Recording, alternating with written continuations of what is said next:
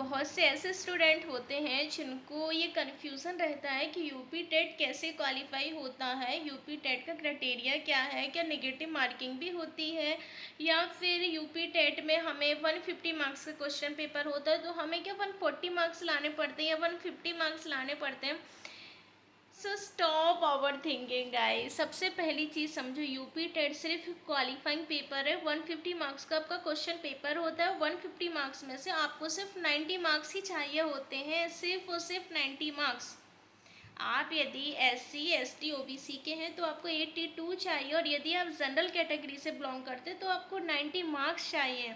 और सबसे इम्पोर्टेंट चीज़, इसमें कोई भी नेगेटिव मार्किंग नहीं होती है। आप बेफिक्र क्वेश्चन को टिक कर सकते हैं। यदि आपको क्वेश्चन का आंसर नहीं पता कि एग्जिट में ये आंसर है क्या, तो आप उसको क्या कर सकते हो, तो भी आप उसको टिक कर सकते हो। तो ये कन्फ्यूज़न दूर कर लो कि यूपी टेट का जो एग्ज़ाम है ये नेगेटिव मार्क, तो इसमें कोई नेगेटिव मार्किंग नहीं है। 150 मार्क्स का आपका क्वेश्चन पेपर है जिसमें आपको 82 से लेकर 90 मार्क्स चाहिए। Okay.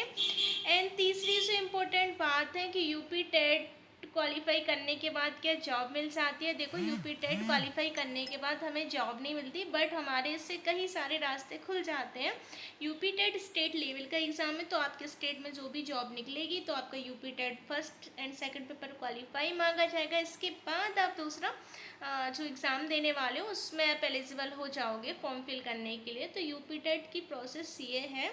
UP TET exam only qualifying exam है, सिर्फ आपको क्वालिफाई करना है। अब इतना ज़्यादा कन्फ्यूज़न क्यों होती है कि यूपी टेट में हमें मेरिट चाहिए? ऐसा कुछ नहीं है। यूपी टेट में कोई मेरिट वेरिट नहीं बनती है।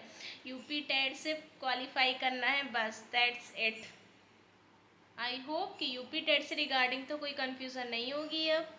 एंड यूपी टेट को हम कई बार दे सकते हैं। ज़रूरी नहीं है कि आपका एक बार क्वालिफाई नहीं हुआ, सेकंड टाइम नहीं हुआ, थर्ड टाइम नहीं। यूपी टेट को आप कई बार दे सकते हो जब तक आपका क्वालिफाई ना हो। और वैसे भी 2 से 3 बार में तो बच्चों का क्वालिफाई हो ही जाता है। बहुत से स्टूडेंट ऐसे होते हैं जिनका फर्स्ट टाइम में हो जाते हैं, कुछ ऐसे होते हैं जिनका सेकंड या थर्ड टाइम में हो ही जाता है। क्योंकि यूपी टेट फैक्चुअल एग्ज़ाम है। बुक्स पढ़ो, डीप में पढ़ो और अपना एग्ज़ाम दे कर आओ। ओके।